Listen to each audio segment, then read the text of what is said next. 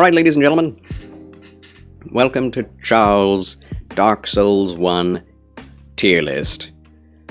It is beginning now! Huzzah! Let's do it. I put this off for far too long. I don't know if this is all bosses, but it does include the DLC bosses. It seems to be mostly just main bosses and a couple of side bosses. Are there really not that many bosses in Dark Souls 1? Either way, we'll fill this out and then see at the end if they've left any out. So, first off we have Artorias, one of the most memorable and popular bosses. Also, let me just make a statement as to how I do these tier lists. I started off with an Elden Ring tier list, and that one I did all bosses ranked by how much I like them, by favorites. How cool they are, how challenging they are, how well designed their boss moveset, how well designed their arena. All of that goes into what I enjoy about the boss. So this is very subjective, and my preferences. This is not objective in any way, shape, or form, and is not just a difficulty rating. A difficulty rating would be incredibly different, so let's do this. Favorite from most to least. S to F. Here we go. Artorias, the first DLC boss, and the easiest, quote-unquote. One of the harder bosses among Souls games, but still, once you have beaten him once, you basically know him forever afterwards, and he's not much of an issue anymore because he has a very specific timing that if you learn it, you can punish him after almost every hit he does. Just don't get hit in his flying wombo combo, and make sure to knock him out of his power-up, and you'll be good. You'll be good. So I'm going to put Artorias in A. He's simple. His boss arena is really cool. It's Colosseum. It's the most iconic boss in Dark Souls 1, I think, aside from Lord Gwyn. One of the most memorable, for sure. Gorgita has arrived. Welcome in, my good moderator. Precisely when he means to. Congratulations. So yes, I would put Artorias in A, not S, because the lack of moveset is disturbing to me. Next is the Bed of Chaos. You may not be able to tell that this is the Bed of Chaos, but she is basically a phoenix that is trapped inside the body of a parasite insect that is inside of the body of a giant tree, Lovecraftian tree creature, which is the weirdest and most interesting boss design like ever created, but with the worst gameplay mechanics of any boss ever created. Meow. Meow. Meow. Meow. Gorgita the Saiyan, thank you for the Markiplier meows. How are you today? Welcome to the Dark Souls 1 tier list. Charles, considering you can fly, try not to get too close to the pigsty. Yeah, stay out of the pigsty. Don't get too close to the sky either. Can touch the sky. Think about it every night and day. Spread my wings and fly away. I believe I can soar. See me coming through that open door. Anyway, you know, Markiplier hated that video's popularity. I know. I love it, though. I love that he hates it. It's so funny. Like, what did you expect? Man, it's a cat video. What'd I walk back into? Welcome in, Uncle Beeb. I was singing at the same time as I was tier listing Dark Souls. Yeah, I love the Markiplier meow and bark videos. Alright, so we've gotten Artorias first. Bed of Chaos, I'm just going to preemptively put her in F, because it is a her. Apparently it was at one time a human that got infested with the Chaos Flame, until it turned her into a tiny parasite who parasitized another human being who turned into Bed of Chaos. Or rather, perhaps the roots of the trees. But either way, that is some lore for you, some lore speculation on my part. I actually have no idea what's going on with the Bed of Chaos's design. I think it's very cool. I think it's really interesting, but the mechanics are the worst in any Souls game. If you've never played before, you are guaranteed to die at least once, if not twice or thrice, because every time you go in there, she has 1-shot or 2-shot damage, with swipes from side to side that cover the whole arena in the first phase. Do not trust to hope. It has forsaken these lands. It has forsaken Bed of Chaos, for sure. And then the floor starts giving way, so you die to gravity, and you have no idea where the tiles will fall of the floor. You have to go attack one of 2 weak points on chains on either side of the room. Once you've destroyed the other, you have to run all the way to the other one on the other side of the room, dodging the 2-shot or 1-shot attacks and making sure not to fall into the floor at the same time, which you are guaranteed to fall into at one point or another. There is no way to know where the tiles are going to fall or where she is going to attack. So it's just a trial and error boss with one of the longest running segments throughout any of the Souls games. When you die, from the time that you die that you get back to the boss is about 2 minutes long of just running, if you don't run into any of the enemies, of which there are many along that route. So it is terrible, Uncle Beeb. Sounds terrible, it is terrible. So, yeah, I believe Bed of Chaos is one of the worst bosses to fight in any Souls game. I think the difficulty is obviously fake. It's false difficulty. It's just like, try it until you win, and there's no real skill involved.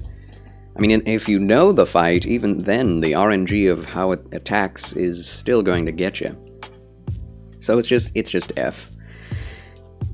Although I love the boss arena, I love the look of the boss, I just wish the mechanics were not what they are at all. I love spectacle bosses. This is one of the early spectacle bosses, very much like the Dragon God of Demon Souls, but I prefer Dragon God, because at least with Dragon God you can make it through, guaranteed, if you play correctly. Not so with Bed of Chaos. There's still that chance to get one shot and have to do it all over again. Recently watched Desolation of Smaug a few days ago. Oh, excellent, Corgito. What did you think of it? I don't mind Desolation of Smaug. I think it's a good movie. I just think it's stupid ending it, starting it where it started, and ending the first movie where it ended there, with the stupid dwarf fight. Notorious Goron! Hello! Oh, hi. So, next up is the Black Dragon, the Obsidian Dragon. Anyone remember its name? I wish that the tier lists actually had the name. I do believe that this is one of the best dragon fights in all of Souls games. Very much a small dragon for how epic it is. Kalameet, the Black Dragon Kalameet.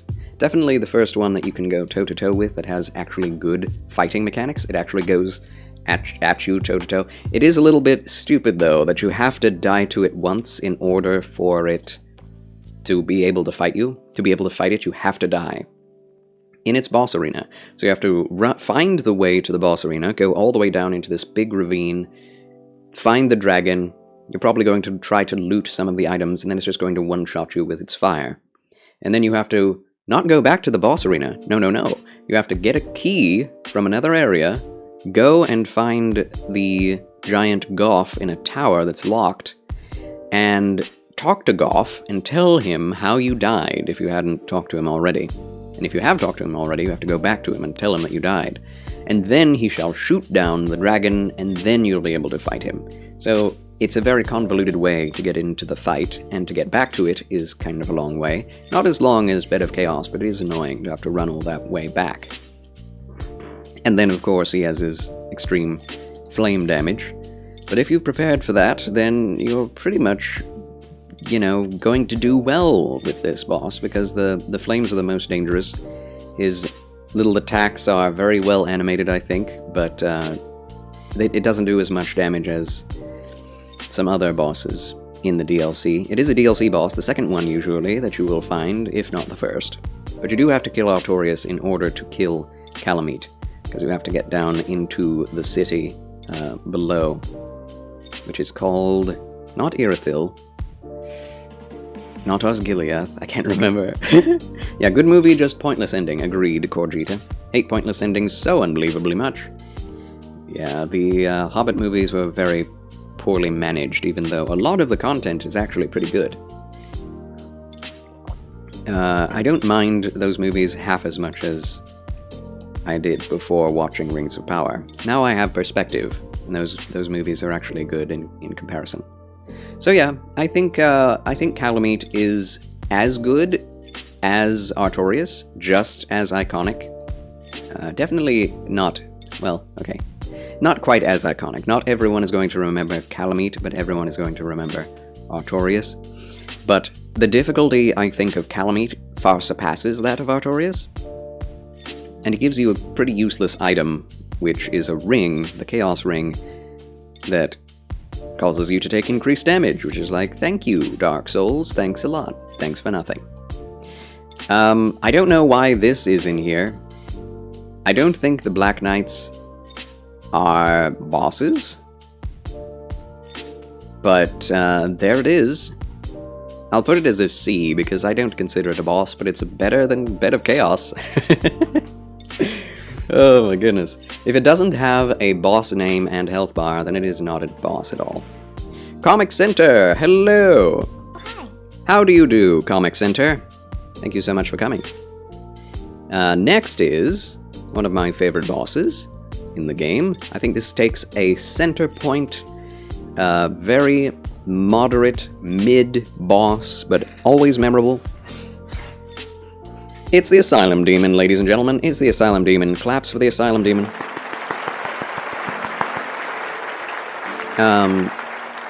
At least I believe this is the Asylum Demon. Either way, he shows up in the Asylum, whether he is the Stray Demon or the Asylum Demon. Basically the same fight.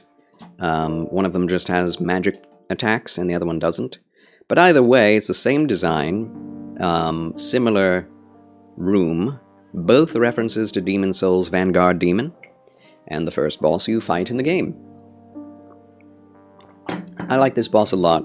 It's basic, has very few moves, but more moves than you would expect out of a starting boss. Also, really high damage for such an early game, but not as much to be unwinnable in your first playthrough. If you have your weapons, then you can beat it very easily. I think Dark Souls 1 has one of the best opening, tutorial segments of any Souls game, any game period that's ever come out. And one of the reasons why is because of how this boss is treated. An insurmountable boss, a massive obstacle to get past, and then you get your weapons, and then it's not so insurmountable, and you definitely probably will die to it at least once, but it also teaches you how to drop attack enemies, and how to run past them if they are too hard for you at first. So, very good boss design. Very good. Excellent job, Dark Souls. And I also love the idea that the first boss you fight is a massive, overweight Demon King. And that's the first boss. It's great. It's grand.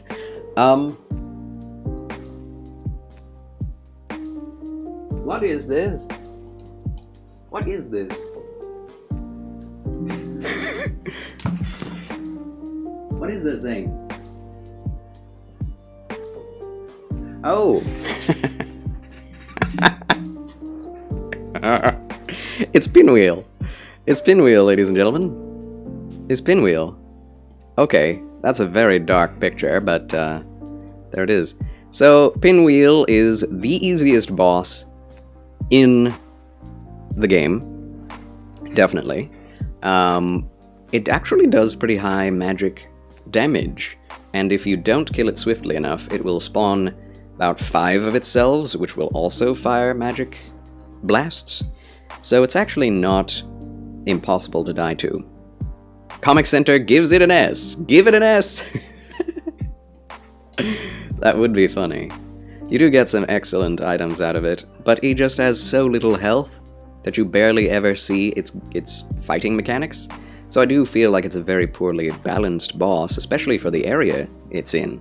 You get past this extremely difficult area and you still have to fight this boss, but then it's like, oh, it dies in like 5 hits no matter what you use. But, you know, you can die to it. I have definitely died to it in a low damage boss fight. Fought it as my first boss in my dagger playthrough, and that was rough. I only died once though, so even then it was pretty easy. I do think it deserves low C, but you know, I like the design, I like the lore behind it.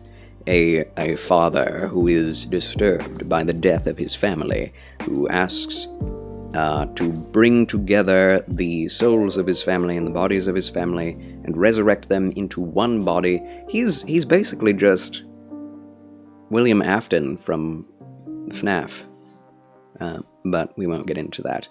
But it's true. It's true. So there it is. I'm just going to leave him in C. Okay? Is that okay? It's fine. Next is Grave Lord Nito. It's Dark Souls, game series known for imbalance. Is it known for imbalance? I mean, I would say it's more balanced than Dark Souls 2 or 3. For sure. Of course, the whole From Software, you know, opus is not known for its balance, but I don't think it's known for its imbalance. Bloodborne is definitely the most balanced of all the games, for sure. Of course, that does take away some of the charm of being OP. A little bit. I mean, you could still be OP, but there's not like one specific build that's just so much more powerful than all the others that is like, yeah, use that one. Alright then. Gravelord Nito, I want to put in A or S, but the boss fight itself is a little bit hectic, if you don't know what you're doing at first. It's a very small room that's shaped like an O, with the middle having a crag that keeps you from moving through it. So you just have to go around one of two sides. And that really limits your movement. But I get why they did that, because Gravelord Nito does not have very good movement himself. So you're basically hemmed in with a bunch of other skeletal mobs that are trying to kill you that do bleed damage. And that stacks up. Also, he does bleed damage, I believe, with ranged attacks that shoot swords up from the ground. His design is amazing. Like, this is probably the most memorable design from Souls for me. Like, you see him and you're like, oh my gosh, Gravelord Nito. He's also the first boss that is shown in the game. Outside of, I guess, dragons? In general? Gravelord Nito. With his miasma of death and decay. I love Nito. He's neat. Oh. I'd like to join his Gravelord Alliance, just for the sake of the giant sword you get. But anyway, you get his sword. His sword is amazing. I'm not sure how I feel about his fight, though. It's definitely better than the Asylum Demon. I just don't like having mobs in a boss fight, extra mobs. Especially in a game that's like this, where the game shines in 1-to-1, 1 versus 1 elements. 1v1 encounters. Also, in the back of the boss arena are 2 giant skeletons that also have really high damage. So if you end up aggroing them, then you are done. Like, you are in serious danger, unless you have a blessed weapon, which will permanently kill all of them. But you still have to kill all of them, which takes away from the fight with Nito. And if you just fight Nito, he's really quite easy. So while I love his visuals and his lore, his boss arena and the fact that a ton of enemies are around him really make it kind of a mid-boss. Especially after you've gone through this nightmare, this hellhole of darkness to get to him, called the Tomb of the Giants. His name is Nito, but with an I, not an EA, so it's different, Uncle Beeb. I think he's Nito. But yes, one of the 4 lords with the Lord Souls. great character. Underdeveloped boss fight, I think. Next up is the Iron Golem. Another boss that would be extremely easy if its arena were not so annoying. Iron Golem is very memorable for being able to be killed without depleting his health bar by whacking at his heels while you're on the thin part of a bridge and having him topple over the edge as long as you do enough damage to his heels. So, that's really cool that you can do that, but he does have a lot of other moves. Not a lot. He has like 5 moves. He has some melee moves, giant with a giant sword, and he also has some Kirby moves. He throws out, you know, wind boomerangs at you. That's what I call them. He can also grab you and chuck you off of the bridge entirely. So, not a lot of movement going on in this boss fight. You're basically just rolling in and out of his legs, between his legs, which is not riveting gameplay, but it's really fun to beat him one way or another. So I like him a lot. He's just... He doesn't have a lot of health to begin with, which is surprising for something made of iron. But, yeah, I don't mind him.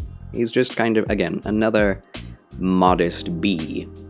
I still like Asylum Demon, because at least you're going at him straight head-to-head in an arena where there are no other issues or obstacles.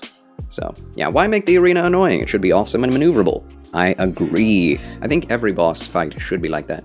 And then it makes sense as to why they made it that way for all the DLC arena bosses, because they all are in a giant arena. And that definitely improves on the game. I think it definitely speaks to the relative, like, AA or single A nature of From Software at this point, that they didn't have, I think, the ability or the time to come up with more interesting mechanics for bosses at this juncture of their career. So they felt, okay, we can't make this boss very interesting if we just have him in an arena, so let's make it difficult by causing you to be able to fall off and die really easily. So they did that with a lot of these bosses. Made it so that the arena is more the boss fight than the actual boss. But he is a very cool looking boss, and you can get his armor, so that's really nice. But yeah, a modest low B for Iron Golem. One of my favorites is the Gaping Dragon. Look at him, he's horrific. Once a king who worshipped Seath the Scaleless and gave over his humanity to him for the sake of being fed human beings. He collected all manner of wealth and became one of the mimics. Very similar design, at least in concept and principle, to a mimic. Mimics are very much greedy, and their greed turned them into the horrible mimics they are. Same thing with the with this guy, the dragon, the Gaping Dragon. And I love it. I love its weird, crazy design. At first you think it's just a little alligator creature, and then the chest opens up, and there's a giant, like, what does it have, 6 arms and wings. It is one of the most insane boss designs I've ever seen, and there's very little that comes close to it in the Souls series. I mean, I would say the one Reborn knocks it out of the water in terms of weirdness, but I do prefer this. At least there's some level of nobility to the boss fight. Like, you feel that this is a dragon fallen from grace, or some kind of horrific mutation, and he's at the bottom of the depths, and there are enemies that lead up to him, like these guys. Where are they? These guys, Iron Pineapples. These guys go down here as well. They're not bosses, so they go in the tier list beside Pinwheel, who actually is a boss, but is actually less interesting than they are. To fight anyway. No, I shouldn't do that. He is a boss, these aren't. Anyway, But yeah, Gaping Dragon has these guys, the sorcerers, who are connected to Seath the Scaleless, protecting him, and they will shoot at you in his boss fog if you don't kill them all, which is a really interesting thing. Makes the boss almost impossible to defeat if you haven't killed them, which forces you to explore, and I like that. I like that a lot. You can fall off of the one side of the room, because there's a massive hole there, but, you know, I enjoy the Gaping Dragon fight. He does puke acid, which will break your items, your weapons and armor, and I hate that. The one issue with this boss fight that I wish would change, but he has a significant amount of health and very high damage output, and his hitboxes are massive, so he will give you a run for your money. Surely. And you can summon many NPCs, Lautrec and Solaire, for him, which is very fun to do. So yeah, this is definitely one of my favorite bosses in the game. In fact, even though it is kind of a mid-boss in terms of mechanics, you just hit him in his weak points, or just hit him anywhere else and he will die. But it's actually pretty difficult to not get hit by him, until you have learned his mechanics, of course. So yes, a low A for Gaping Dragon. Next up is one of the 4 Lord Soul vessels, the 4 Kings. I don't know where to put him. Them.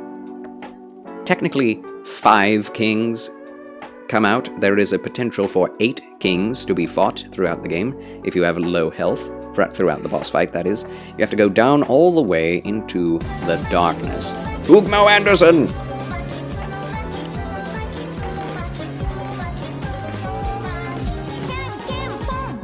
And Jibby VT, thank you Jibby VT for tuning in, hello. And thanks for following again, Hugmo Anderson. I don't know why you keep following and unfollowing, but welcome back. Hope you're having a marvelous Monday.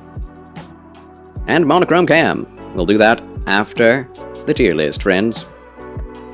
So continuing on, 4 Kings, it definitely causes shudders, for sure. Very much like the Godskin Apostles. You kill one of them, and more take their place. The more you wait to kill them, the more show up. Again, you have a potential for many of them to show up at once, like at least 4 of them at once, to attack you, and they have ranged magic damage, and grabs that can reach you from across the screen. Very difficult boss fight. Very difficult indeed. I think this enemy is closer to the heart of Dark Souls lore than any other boss in the game. And I don't know why he's just one of the Lord Soul vessel carriers, but it's a very interesting thing. These guys were kept in the depths by the sorcerer above because of their danger.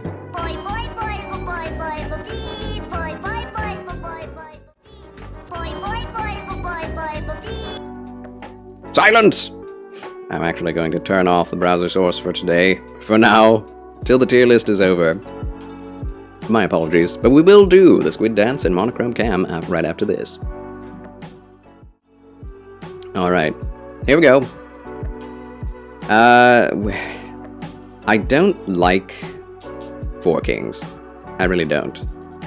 And thanks for nothing, GBVT. Thanks a lot. I would rather fight any other boss than the 4 Kings, but once you figure out how to beat him, he's very easy. You just run up to him, melee him to death, while wearing lots of armor, and you will win. And thanks for nothing, Hugmo Anderson. Thanks a lot. Let's go, amigo! Let's go! How is that happening? Can we? Also, thank you for the hydration. Spending all your points today, eh? Very well. Hold on. Let's go, amigo! Let's go! Let's turn that off. And that off. Yeah. There we go. Like the settings of the Four Kings, but the boss fight itself needed more time in the oven, TBH. Yes, I do feel like it's a very difficult boss fight, but it's just kind of... It's different than any other boss in the game, because it forces you to run at it, and then run away from it. Or just tank it. Like it's a very confusing fight. So I agree with you. The boss arena is brilliant, because just blackness, there is no floor, there is no ceiling. You can see the legs of the Four Kings jutting down into the abyss infinitely. And it's incredibly scary to see them coming at you from afar, because it's like a dream. It's crazy. So I love the lore behind them, and I love the visuals, but actually fighting them is the pits. It's the pits. But I do think it's a much more interesting fight than Gravelord Nito. So I'm going to leave it there in A. Good fight. Very interesting. But still not as good as it could have been. I like getting down to it, you know? Now, the difficulty for it is high, though. If you don't have super high magic resist, those magic balls they shoot at you will kill you. It's true. Alright, I believe this is the Ceaseless... Nope, this is not the Ceaseless Discharge. What am I looking at?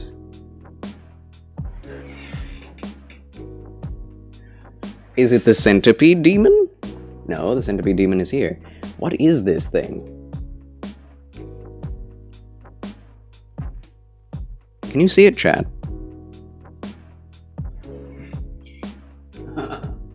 I don't know what this is. Is it... No, it's not the Taurus Demon. It's not the Capra Demon. The Capra Demon is there. What is this?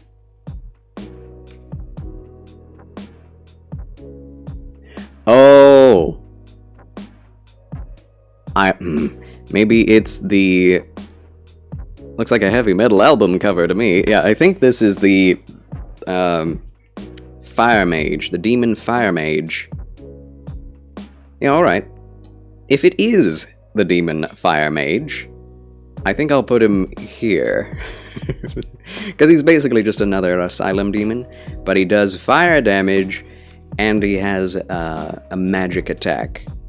So, that's different. A little more interesting than the regular demon, but he is just a demon, in the end. I enjoy fighting him, though. He has a big arena that there are no other obstacles to get through, so that's nice. I appreciate that. Next up is the Dark Moon Prince, whose name escapes me. Gwyndolin, the Dark Moon Prince. This one has a very interesting arena, which is just a straightaway hallway that's infinite. And he shoots things at you, and you run at him. The end. Again, I like the lore, I like the arena, but it's kind of a bad boss who has no health, thank God. Usually, if you have to fight him or hit him more than 3 times, it becomes incredibly frustrating and unfun. And if you die to him, you have to run all the way back to his boss fight by pulling the lever on the elevator, at least in the remaster. In the original game, I think you could go back to the Dark Moon bonfire and just go down that easily that way, but for some reason in the remaster you cannot respawn at the Dark Moon bonfire. It's weird. Dark Moon Tomb. So, you know, I think he's a better boss than any of these, Pinwheel or Bed of Chaos. But I don't like doing it. It's either extremely easy or extremely frustrating, neither of which are very satisfying. So, there you have it. Not much to say about Gwyndolin. I don't like him. Very interesting design, though. A man that is turning into serpents. Yeah, I honestly don't know what's going on with his body. What the heck? Next up is the classic, the one, the only, the two, the only, the Gargoyles. Applause for the Gargoyles. Everyone knows the Gargoyles. This is the boss. And that gave me the most difficulty up till the point where I beat them, and then the rest of the game was kind of a cinch, because then I totally understood how to beat them and how the game progresses. You can upgrade not only your levels, but also your armor and your weapons, and once you do that, you can take on anything with enough skill. But the more levels and upgrades you have, the less skill required, so... yeah, gargoyles, very fun, very difficult at first, but incredibly easy once you figure them out. Also, a damage and life, like, what do you call it? Test? If you don't have enough damage to deal to them, then they will both spawn at least 50% health, and will flame you to death. But if you have enough damage, you can kill the one without the other one even spawning yet. Heard bad things about the gargoyles. Yes, it's a double boss fight, and they both have really long-range attacks that are melee attacks. And on top of that, they can jump up into the sky and flame you, they can stand on the floor and flame you, they can shoot fireballs, and cone area of effect fire. It's annoying, but if you cut off their tails, or at least the first one's tail, you get the Gargoyle Tail Axe, which is a very nice weapon. I enjoy it. Actually beat the game with the Tail Axe first playthrough. But yes, it's another one of my favorites, one of the most memorable. Very much similar to the Asylum Demon in that way. Like, this is Dark Souls, you know, this is the heart of Dark Souls gameplays with the gargoyles and the Asylum Demon. Xanadu Peach, welcome in, friend. You're watching Woofler. Oh, excellent. Huzzah for that. Good old Woofler. But welcome back. We're tier listing with Dark Souls.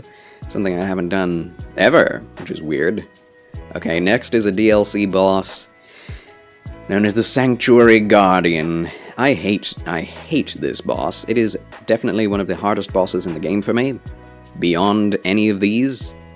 For some reason, it does lightning damage, does poison damage, does wind attacks, and you're in an area that is filled with water, so that if you get hit by a lightning attack, it does more damage, and if the lightning hits the water, then the lightning will spread to hit you as well. They're super fast, and have several combos that can be extended without number, I have no idea how many combos they can do. Sometimes it's 3, sometimes it's 5, sometimes it's 6. You just have to be careful. But it's really intense, like high difficulty. I would put this in S if it were up to me for difficulty, but it's not. I'm rating this off of all meters of goodness, and I think it really isn't as good as any of these mid-tier ones. Actually, that's not true. You cannot fall off of any levels like you can with the Iron Golem, and you can't cheese it. Well, actually, you can. You can shoot outside of the boss fog, but anyway. I'll put her there. Mid-B, below Asylum Demon, below Gargoyles. I don't like the fight. I think it's overtuned to be way too difficult.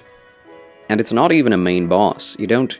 I think... No, you have to beat it once in order to beat any of the other DLC bosses. But I do feel like it's more threatening than even Artorias.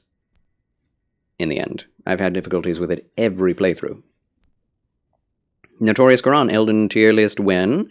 That's a good question. Probably after I stop tier listing with Dark Souls 3. Because I have to do that as well. But we'll see. I do want to get to Hogwarts Legacy today, though. I am going to be playing that, so look forward to that. Probably tomorrow. Before the Hogwarts Legacy playthrough begins tomorrow again, we will do another tier list. Probably Elden Ring. Wait, did I do the Elden Ring tier list? I did, Notorious. I actually did. That is up on YouTube. You can look at my YouTube by typing in !YouTube into the chat, and the command will lead you to that link to my YouTube. Search in my videos for Elden Ring tier list, and you'll find it. I think. Let me know if that works. Next up is Capra Demon. Capra Demon is a weird one. It's another mid-level boss that, I mean, he may be down to C. He doesn't have very much health, but at the point of the game where you meet him, he's very difficult. Very difficult indeed. I'm not sure he's better than Gwyndolin. He does have an arena with 2 dog mobs in it that are very swift to kill you, probably can kill you faster than he can.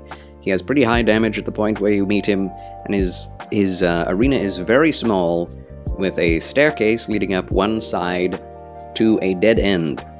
That if you jump off of, you will take damage, but you can also do a jumping attack, a plunge attack, which can do high damage to him if he's underneath it. So you have to quickly run forward, kill both of the dogs, run past him, get to the staircase, jump off of it, have him follow you, and then you can start fighting him normally. It's incredibly difficult to do, and to figure that out first time through, so you will die if you don't know what you're doing, but at that point, he's very easy. He does do incredible damage, though. Especially with certain ones of his attacks, he can one-shot you. So it's a weird one. I like his design. He's a basic demon.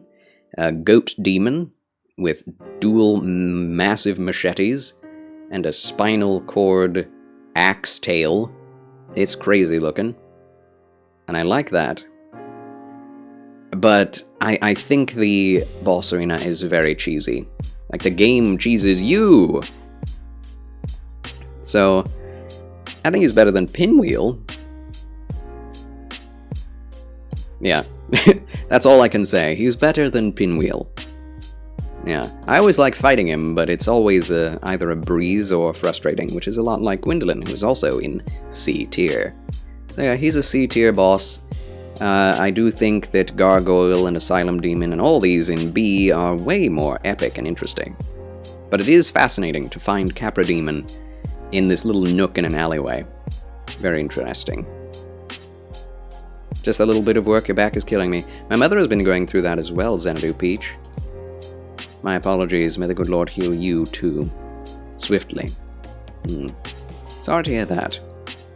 Notorious Goron is already my subscriber. Thank you, Notorious. Also, if anyone is not already my subscriber, please consider liking, subscribing, and ringing that notification bell and leaving a kindly remark behind in any of Charles' videos that you watch. Thank you. Thanks for watching. Alright, Ceaseless Discharge. If you actually fight him normally, he is an extremely difficult boss that is unfair, but doable if you are super high level. You can over-level and beat him and just tank and hit him when he attacks you. He's the proto-Iron Keep, the king of the Iron Keep in Dark Souls 2. But I don't feel like you are meant to fight him normally. Like, the way that his boss fight goes down, if you just run at him and attack him, it feels unfair and glitchy. So I do think that you are meant to cheese him by getting the armor set that's in the back of the room, the black gold armor set, putting it on, running all the way back to the boss fog, and then having him chase you. He jumps at you, is clawing his way onto the ledge, you hit his hand off, and he falls to his death. It's very cinematic, and I think that is actually the intended way to defeat him. But again, it feels like a cheese. It feels like it's wrong. But I do think it's more memorable than Gwyndolin, personally. I like him more than Gwyndolin. His lore is terrifying. He used to be a human being who took the chaos flame into himself and grew to enormous size, has massive chaos tendrils that have taken over his body coming out of him. He has a massive hole in his chest that he puts his arm into in order to quell the pain, but the pain is ceaseless, constantly discharging chaos magma. Who knows what he would turn into if left down there for even more eons. Fascinating, sad, horrible, awful. But yeah, I would put him there. I don't know why I like him more than Gwyndolin, but I do. I just think the cheese is really interesting. Next up is the Centipede Demon. This is much more of a straightforward boss fight than the Ceaseless Discharge, so I think it deserves to be a little higher on the list. But he has very low health. You also do massive damage to his heads, which can drop off if you cut them, and they will become their own enemy that attacks you, which I think is a really cool feature that you probably will never see because he dies too fast. But he's in an area that is filled with lava, except for on certain, like, little ledges. So you have to fight him in this little tiny area of land, and if you are underneath him, he basically can't hit you. So it's a very weird fight. You're basically clipping in and out of his body constantly as he is flailing at you. And I wouldn't say he does very much damage. Neither does he have very high health, so it's just kind of a... I think they definitely thought that the room being made of lava would make it a more difficult and interesting fight. It doesn't. It does not. So I've got to put him maybe above the Asylum Demon, but below the Demon Fire Sage. I think the Demon Fire Sage is a lot more fair and balanced. But, man, the design for the Centipede Demon is nightmarish and incredible. And I think he has a lot of really cool moves. He can literally eat you with a grab. He can throw you across the room. He can, like, send out his heads like Mr. Fantastic and stretch all the way across the room to hit you with them. He can also shoot fire at you, magma, that coats the ground. He can also swipe with his tail, and he has a ton of different centipede heads. But overall, a very lackluster fight, and the arena is very boring and blah, much like a lot of the area that you find him in. The Demon Ruins is just basically some ruins and some fire. Magma, that's it. So, weird boss. I do wish it had more to it, but not unfun to face and to defeat. Next up is Manus, and this, ladies and gentlemen, is an S-tier boss fight. Applause for the first S in the tier list. Is there no Gwyn? There's no Gwyn in this, is there? What? They left out Gwyn, but they put in the Black Knight and the Sorcerer. What in the blazes? What? I'm so confused. That's so stupid. Oh my gosh. That is the Demon Fire Sage, isn't it? Isn't it? I don't know, man. Either way, Manus of the Abyss is S tier. Probably the hardest boss in the game. He has a one-shot combo that if you get hit by the first attack, he will combo you in midair until you are dead, no matter your health bar. I don't think you can get enough health to survive that. So there's a one-shot for you. Next, he has a second phase where he shoots darkness at you. Dark pearls or dark balls, I don't remember what they're called. But there's one that homes in on you from outside the boss arena and ends at Manus, and you have to either roll through it or use the abyssal necklace that cancels out the abyss, parries the abyss at the right time. If you time it correctly, you take no damage, but it's very difficult to time it. And he just has a ton of different high damage attacks. He's a very fast boss, even compared to any of the previous bosses. He's much more similar in style and speed to the Sanctuary Guardian, which is interesting. I feel like the Sanctuary Guardian is much more similar in difficulty to Manus than to anyone else, which is weird. But yes, Manus is the top. The cream of the crop. His arena is darkness, much like the Four Kings, except for there is a floor of ruins that has a bunch of graves in it, and in the center is a shape of an eye, but the pupil is like, it's almost like a cat eye, if you look at it this way, but it has a body in the cat eye, as if it's like the first body to die to the Dark Soul, or maybe the original body of Manus. I don't know what the lore is, but it's a fascinating boss arena, and it is a giant arena, and you can't fall off and die from it, so it's great. It actually is very similar to the Elden Ring boss, final boss, Radagon. Fascinating. Alright, next up is lesser bosses, but we'll move right through them. The Moonlight Butterfly. I must say this is one of my favorites. It's not very difficult, but it is very slow. You have to be very patient in order to beat this thing. I personally enjoy the visuals of it, and the music of it is some of the best music in the game. The boss music for Moonlight Butterfly is beautiful, it's weird looking, and it causes massive magic blasts, which if you are not prepared for them can one-shot you. But it does require you to sit around and wait for it to come to you in order to hit it. So I dislike that, but I think the visuals and the music, and the fact that you can hit it at range, make up for that in spades. You can also summon for it with a witch who can one-shot it herself, which I think is very fair. Actually, it's not fair for the Moonlight Butterfly, but hey, if you're having difficulties, you can just summon the witch Beatrice and watch her beat it. So, all in all, I like it a lot, and I don't care that it's less well-balanced than any of the bosses over here. It should probably be, like, down here. But I like it too much.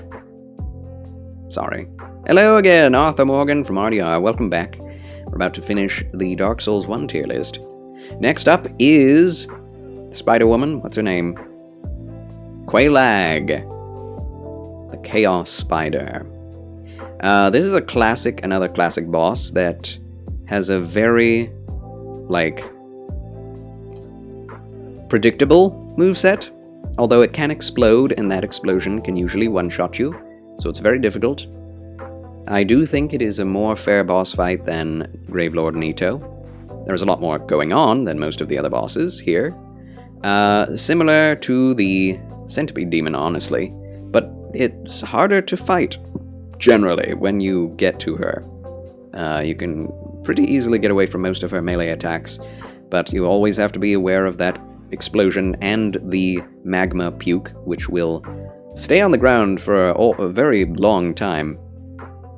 So it's definitely a damage and health check boss, for sure. And everyone remembers because Spider Lady, you know? Yeah, I think A. It's an A boss fight. Big arena, massive egg nest with ruins on one side. It's fascinating, honestly. I do like it. It feels like the midpoint of the game because of how cinematic it is, but it's actually like the third or fourth boss you will fight. Next up is Sif. Where's Sif the Scaleless? Also, he's not on here either. What in the what? What in the what? Anyway, Sif. Great Grey Wolf Sif. Depending, like, you can fight this boy at any time in the game. He is well, not any time. You do need to kill him in order to fight the Abyss boys, the Four Kings. But if you fight him late, he'll be incredibly easy. If you fight him early, he will be incredibly hard. And he has quite an interesting design. Massive, fluffy wolf boy with a sword in his mouth. He belongs to Artorias, so he should be next to his daddy, but I don't find his moveset to be very interesting. He has like 4 moves total, and he's just a giant dog with a sword in his mouth. I think it's really silly. It's really stupid, but it also shows the charm of Souls that not everything has to be dark and gloomy. Also, however, if you do... Well, there are a couple of things you can do. If you go into the DLC and meet him before fighting him in the game, in the main game, he will recognize you upon meeting you for the first time. He'll come up and sniff you and be like, oh. And you can, like, pet him. But then he's like, nope, I gotta fight you anyway, and then you fight him. And once you get him down to 25% health, he limps around the room. And it's very sad, and you have to just finish him off. So there are lots of little things about this boss that make him more interesting. But I don't like the fight very much. It's basically just, he attacks you, you roll through with the attack, you hit him, he jumps away, repeat, rinse and repeat until he's dead. So I don't like the fight. I love the arena. It's a beautiful arena. The Darkroot Garden is one of the most beautiful areas in gaming. And I just wish for a remaster by Bluepoint of Dark Souls 1, because it would be so cool looking, I think. Alright, next is Ornstein and Smough. We're not going to mince words here, we're just going to use both of them at the same time. They'll be next to each other. I do think that Ornstein is much more difficult to defeat than Smough. This is the quintessential Dark Souls boss. I also think it is an S-tier boss fight, for sure. Not to the level of Manus, because that's a one-to-one, one-on-one encounter. But this is a good-looking arena with pillars that you have to use to your advantage. You have to be strategic to beat them. And you have to kite the one and kill the one in order to fight the other one-on-one. And the health refills, so it's a very difficult fight. It's about halfway through the game, but it still feels like they are overpowered no matter when you fight them. But I have gotten to the point where I can one-shot them from many fights, and it's always a good fight though. It always feels fair, and it always feels challenging. And if you kill the one first, then you have to fight the other. Kill the other, you have to kill the one next. So, that's cool. But, you know, Tiger Boy is, he takes the cake for best out of the two. Very cool.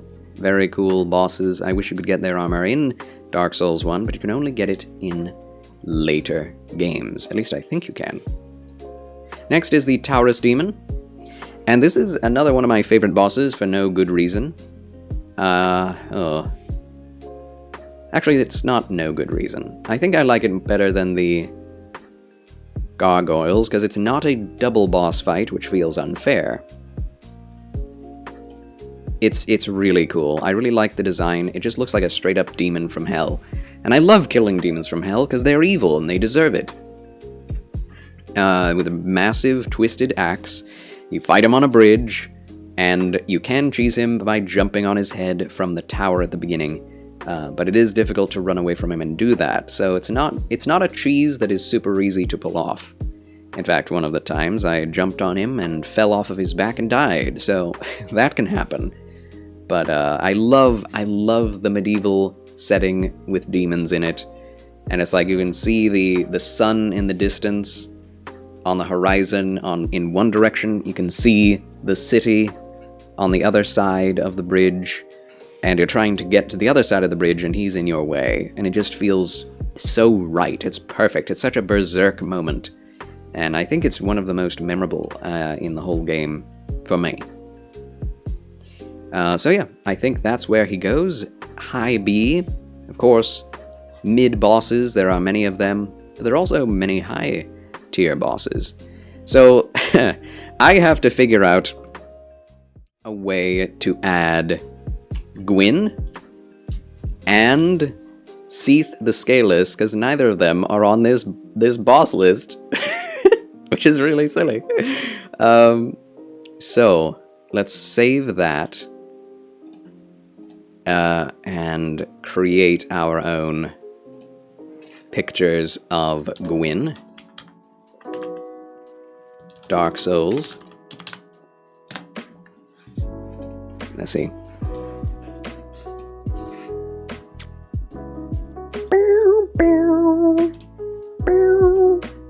I'll probably cut this out of the YouTube video. Just about to ask if you had read Berserk. I've read a lot of Berserk. Up to a certain point, I've skipped a lot of Berserk as well. For content's sake. I've watched Berserk, though. I love the story, it just gets so inappropriate at times. But man, it is a very important literary work in the 20th and 21st centuries. Let's see. Queen Lord of Cinder. Ripping Reaper! Hello, how are you? Greetings and salutations. I'm doing alright. How are you, my friend? Glad to have you with us. Log in.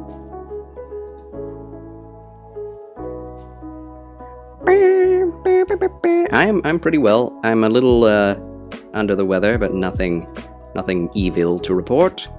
Not at all. Gwyn.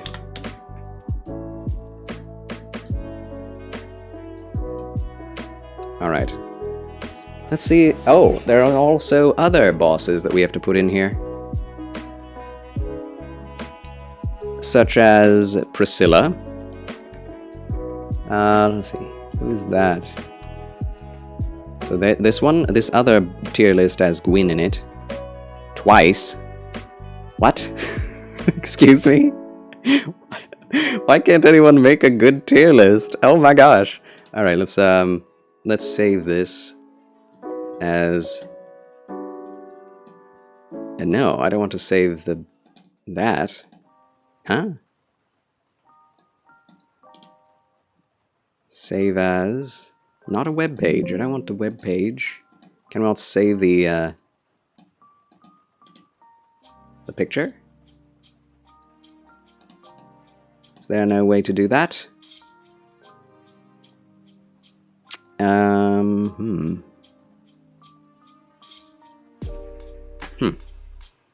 Weird. A Soulsborne and Berserk enthusiast, you truly are a gentleman. Thank you, GBVT. I'd like to think so. Well, I guess we'll switch over to this one, because it seems to have more enemies, more bosses. Let's see. We have 1, 2, 3, 4, 5, 6, 7, 8, 9, 10, 11, 12, 13, 14, 15, 16, 17, 18, 19, 20, 21, 22 in this one. 1, 2, 3, 4, 5, 6, 7, 8, 9, 10, 11, 12, 13, 14. Plus 13, which is 27. So yes, let's just switch over to this one. Hopefully that has all of them. I don't see Seath on here, though. Oh, yes, I do. Yeah, this one is a more effective one. Okay, well, here we go again. But yes, good to know another gentleman out there, Jibby TV, or VT. My apologies. Jibby. Okay, so, where is Manus? Is Manus not on here? There he is. Okay, number 1. Now, number 2 is Ornstein and Smo. I think they're including both of them there. Artorias, Bit of Chaos, Calamite, Xylem Demon, Iron Golem, Demon Fire Sage, Centipede Demon. Priscilla is someone we have not rated yet. I think I'll put everyone else before I do that. Oh yes, the actual Asylum Demon. Yeah, that's good. We have both of them now, Asylum Demon and Stray Demon. Stray Demon does magic damage. Next is Capra Demon. I don't like Capra Demon as much as any of the others, but he's okay. Then we have the 4 Kings. Then we have Gwendolyn. Then we have this. Then we have... I think this is the Ceaseless Discharge. Then we have Sif, who's up here. Gravelord Nito. Yes. Do I like Gravelord Nito better than Sif? No, the boss fight is not very good. I don't like the arena. I don't. Gargoyles. Yeah, they're way more epic of a boss fight than the Demon's Fire Sage, For sure. Oh, they also had separate Ornstein and Smoes. Why? They're the same boss, basically. Alright, Pinwheel is there. Did I have... yeah, I think I put her in A. Quelaag. We also have Taurus, which is here, I think, right? Then we have the last few. Why are there 2 Gwynns here? Why are there 2 Gwynns? I don't get it. Anyway, we do have this Priscilla, the optional boss and the queen of the painted world of Ariamis. An enjoyable boss fight, but a very, like, one-dimensional one. Like, if you could see her, she would not be difficult at all, but she goes invisible. If you stun lock her, if you break her out of her invisibility, she will become visible for a while. But that's kind of difficult to do without high damage or a big, huge weapon, which you should probably have in one of your playthroughs of Dark Souls. So yes, I think behind Gravelord Nito is where Priscilla should be. Beautiful boss, beautiful arena, but just kind of boring, and you can very well see where she is by her footprints, so there's really no added challenge. But she does do bleed damage with her scythe, and that's all there is to the boss fight. You can fall off of the edges of the boss arena, but it's very hard to, because she doesn't move around too much, and neither do you. So, it's a fine experience. She has voice lines, so it does feel epic on this tower on top of a giant island in the middle of a valley of a painted, snowy world, but not much better than Moonlight Butterfly, to be honest. Indeed, they're very similar in some ways. Either way, let us continue with Seath the Scaleless, who is probably the one to blame for the existence of Moonlight Butterfly, because he also has Moonlight Butterfly wings to an extent, but made of crystal. Like, one of the most important characters in the lore, but doesn't have a whole lot on him in the game. Is Glintstone Icecrag good? Yes, it is. Very low mana cost, fast cast, causes frost damage and frost buildup. Yeah. The only drawback of Glintstone Icecrag is that it has medium range, medium short range. So it's not as long range as a regular Glintstone sorcery, but it does far more damage, for sure. Would recommend Ripping Reaper. If you're able to use it, you should use it. Okay, so this boy is weird because you cannot beat him unless you destroy the crystal in the back of the room. And you cannot beat him unless you have died to him in a room way beforehand, which is a forced death, and you cannot get back to that room afterwards to retrieve your souls, and then you have to go elsewhere in his palace into the, like, crystal caverns in order to get to him again, which is a long way to go to get back to him. Very similar in Gauntlet to get to as the Bed of Chaos, so I don't like that at all. Very long way. But if you do get him to destroy the crystal, you can run behind him and break off his tail, which gives you the Moonlight Greatsword, which is really cool in and of itself. Also, Seath the Scaleless is someone who was mentioned all the way back in Kingsfield, and also the Moonlight Greatsword also made its appearance there in Kingsfield, so this gives you the idea that this is a very important character, not only to the Dark Souls lore, but also to the lore of all From Software games. He does do curse damage, which can one-shot you if you're standing in the crystals that he fuses out of the ground. You'd have to have a lot of high damage and run up into his junk in order to kill him. You really just have to run in between his giant, tentacle legs, which is kind of cheesy, but at the same time it's the best way to kill him. It's a very It's a big arena, but his tentacles reach to the far edges of it, so you're almost never safe. So it's a weird one. It's a weird one. I think it's epic. I think he's huge and awesome looking. But all these little things build up to making it a really awkward fight. So, I don't know, man. Where should I put him? I don't think I like his boss fight more than the Four Kings. It's just one of those boss fights where it's like, oh, thank God that's over. He's very much a better version of Bit of Chaos, because he's definitely a spectacle boss. I think I'll leave him right there. Actually, no.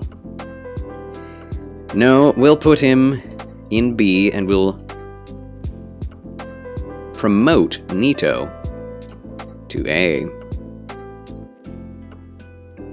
I think that makes more sense to me. Alright, I think we've done it, finally. We can end the game. We can end the tier list with Gwyn. Now, weird thing is, the boss fight for Gwyn, while it's challenging, it's not the most difficult, and it's not the most epic, but it has the best music and lore of the game, and it's a massive reveal. And running to him isn't all that bad, because you're running through a new area, and you can very easily get away from the Black Knights that are in that area. I also like the arena we're in, the blasted first Firelink Shrine, in another dimension, in a pocket dimension. He should be S, but I don't think he is.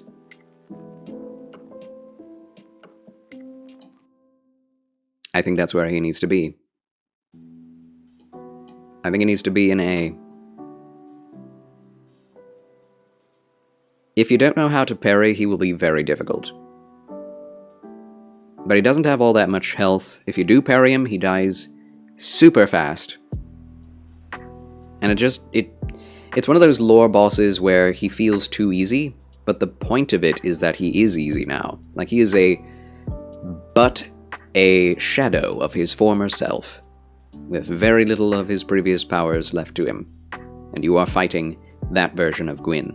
So I like him, but I don't think he's as good of a battle or a boss as Calamite, Artorias, Ornstein and Smough, or Manus. It's interesting to me that I don't put any of the other characters into S. I don't think Artorias is an S boss fight. Actually, let's think. Let's rearrange if we can and put this into final form. Shall we? Ceaseless Discharge is above Pinwheel, below Gwyndolin, let's be honest. These are all enjoyable bosses. Although I do think Seath is kind of bad. I don't like Seath. I do prefer fighting any of these others to Seath. Actually, Seath is better than Iron Golem. No, there's no forced death with Iron Golem. Let's see. Maybe Calamite. I do like Calamite. I do think he's very well balanced. He's very fast. He's very fair. He has lots of combos that feel fun to dodge through. Gives you lots of openings to hit him in. And all of the dragons in Elden Ring are based off of Calamite, to a degree. Roly fat guy is annoying. You mean in Elden Ring? The dragon, I mean the God Skin Noble Ripping Reaper? I agree, especially on the bridge. You can't get away from his roly in that place. But you can against the pillars in Volcano Manor. Alright, ladies and gentlemen. That completes the Dark Souls 1 tier list. Huzzah! Huzzah. There she blows. I think this is my final answer. So let's share on Twitter.